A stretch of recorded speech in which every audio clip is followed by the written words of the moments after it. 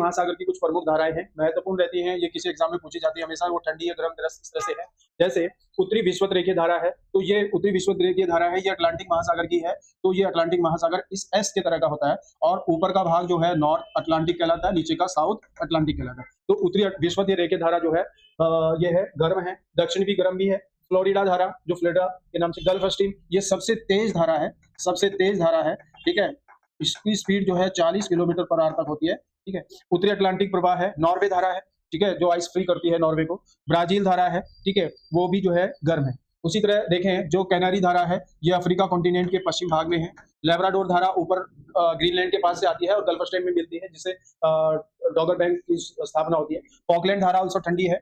दक्षिण अटलांटिक प्रवाह और बेंगुला धारा भी ठंडी है। यहाँ पर एक महत्वपूर्ण पॉइंट ये है कि जो एक 0 डिग्री अगर मान लीजिए, तो 0 यानी ध्रुवीय है, ध्रुवीय है, तो जो विषुवत रेखा से ध्रुवों की ओर जाएगी वो गर्म होगी, और जो ध्रुवों से विषुवत रेखा की ओर जाएगी वो ठंडी होगी। तो ये चीज भी आप यहाँ पे याद रखें, ठीक है, ये इंपॉर्टेंट पॉइंट है। दूसरा यह है कि किसी भी महाद्वीप के पश्चिम की धारा हमेशा क्या होती है, ठंडी होती है, और पूर्व की धारा हमेशा गर्म होती है।